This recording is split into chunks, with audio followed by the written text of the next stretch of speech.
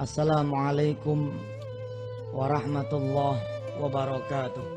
Allahumma salli wa sallim wa barik ala sayyidina Muhammadin wa ala alihi walhamdulillahi rabbil alamin. Pada satu subuh Rasulullah sallallahu alaihi wasallam memanggil Imam Ali.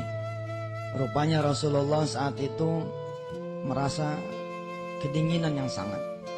Beliau merasa tidak sanggup melangkahkan kaki memimpin sholat subuh berjamaah, sehingga beliau memutuskan memanggil Imam Ali untuk memberi pesan kepada Abu Bakar agar mengimami sholat subuh berjamaah.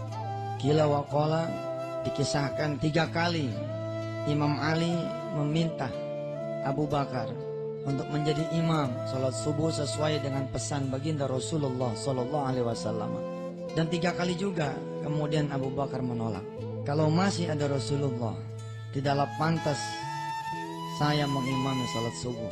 Begitu kira-kira kata Abu Bakar.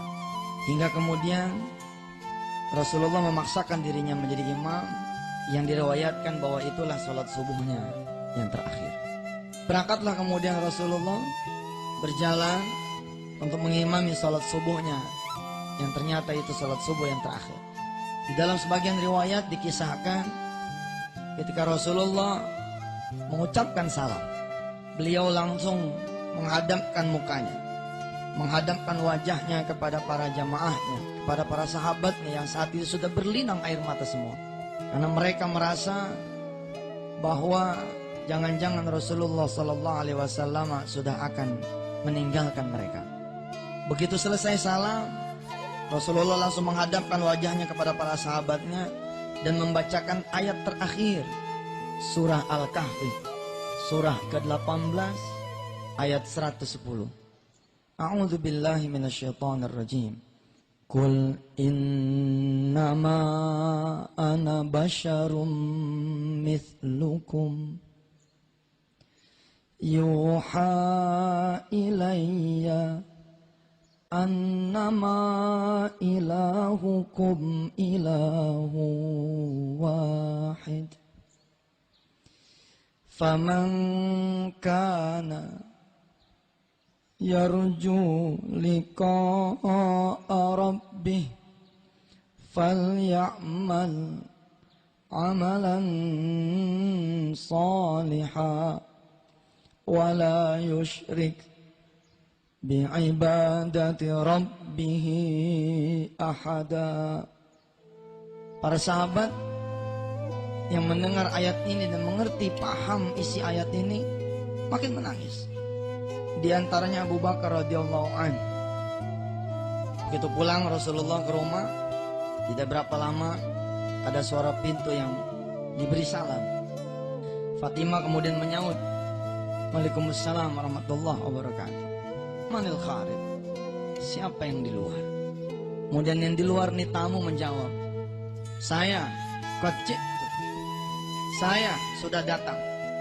Salamkan kepada Rasulullah, aku sudah datang." Ibu bapak yang dirahmati Allah, hanya satu orang yang malaikat Jibril dan Israel ketika datang hendak menjemput nyawa kita memberi salam dulu. Cuman satu, Rasulullah Sallallahu Alaihi Wasallam. Karena Allah memerintahkan kepada Israel, "Wahai Israel, kalau nanti Muhammad Rasulullah Sallallahu Alaihi Wasallam menolak untuk dicabut nyawanya, pulang." Subhanallah.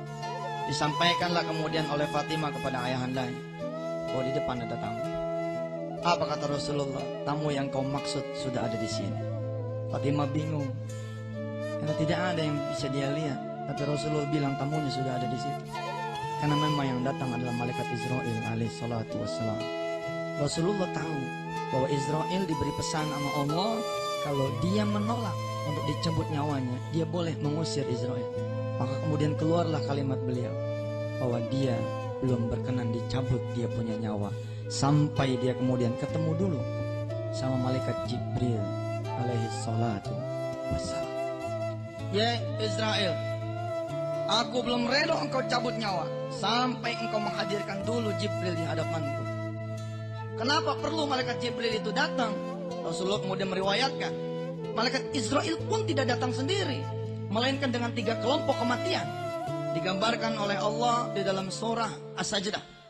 Qul yatawaffakum malakul mautil ladzi wukkila bikum thumma ila rabbikum turja'un. Malak bukan satu, tapi banyak. Ada 3 kelompok malaikat kematian. Israel tinggal eksekusi ketika sudah digor-goroh. Bukan Israel yang mengerjakan, subhanallah. Selama ini kita beranggapan bahwa Israel mengeksekusi mulai dari jempol sampai selesai. Bukan.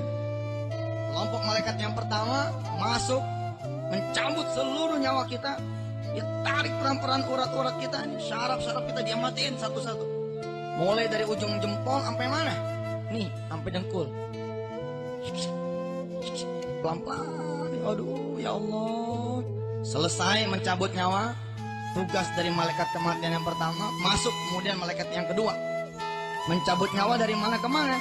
Dari dengkul sampai kemana? Ada yang bilang pinggang, ada yang bilang pusar.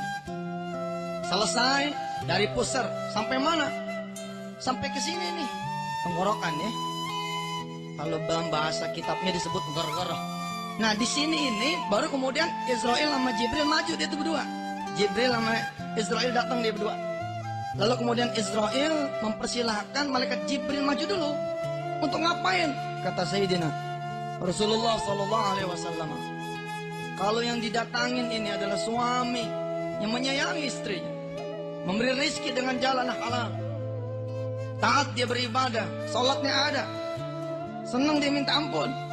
Kalau yang dia datangi, kata Rasulullah, adalah seorang anak yang taat pada orang tuanya, mahabbah dia sama gurunya, dia jaga dia punya sholatnya, dia keluarkan zakatnya, dia cari jalan-jalan rezeki yang halal di sisinya.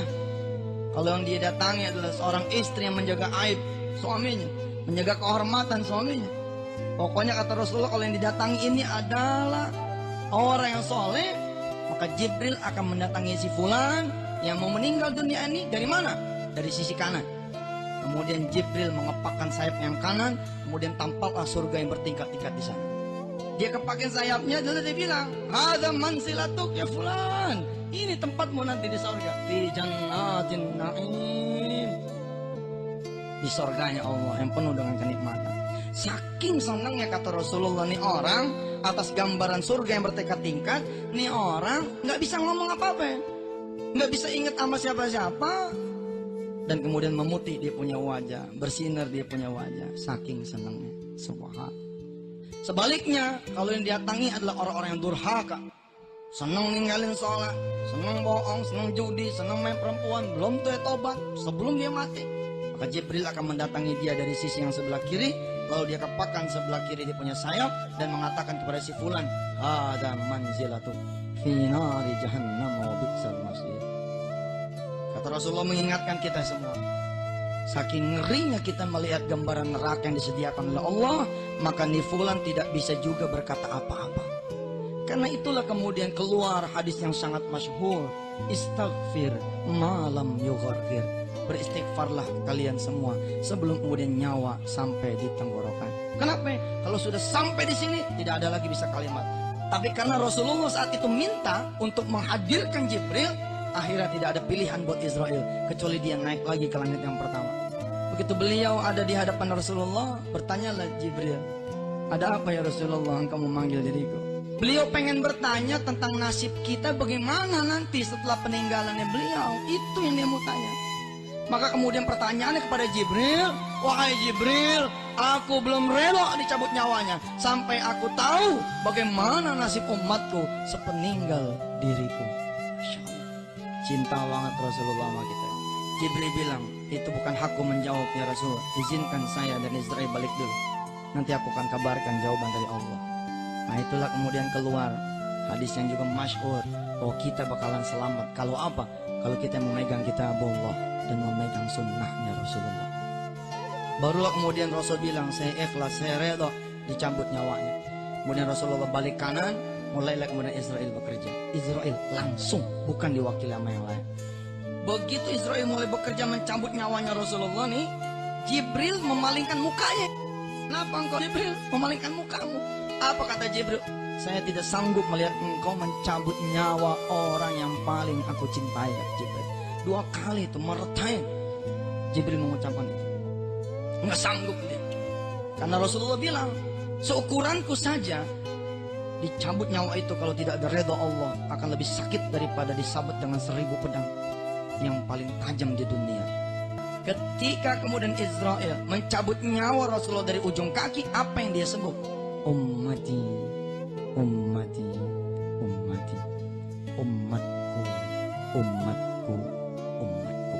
Rasul tidak menyebut Imam Ali, Rasul tidak menyebut Khadijatul Kubra, Rasul tidak menyebut Aisyah, Rasul tidak menyebut Abu Bakar, Rasul tidak menyebut ayahandanya almarhum Abdullah, Rasul tidak menyebut ibunya almarhumah Aminah, Rasulullah tidak menyebut pengasuhnya Halimatus Sa'diyah. Yang beliau sebut kita umatnya. Ummati, ummati, ummati. Mulailah Israel bekerja, tarik sama beliau urat-urat syaraf Rasulullah, ruhnya Rasulullah sampai ke dengkul.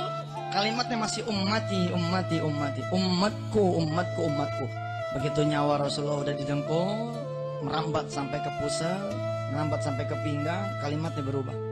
As-salat, as-salat, as-salat, salat, salat, salat. Sampai pinggang kemari ini alaikum bis-salah. Alaikum bis-salah, alaikum bis-salah, alaikum bis-salah. Wajib atasmu salat, wajib atasmu salat, wajib atasmu salat. Sampai digor-gorok nih, mestinya dia nggak bisa ngomong. Rasulullah mestinya nggak bisa ngomong seperti yang dia ceritakan di dalam hadisnya. Nggak akan ada manusia yang bisa ngomong, karena disinilah nanti malaikat Israel dan Jibril bekerja.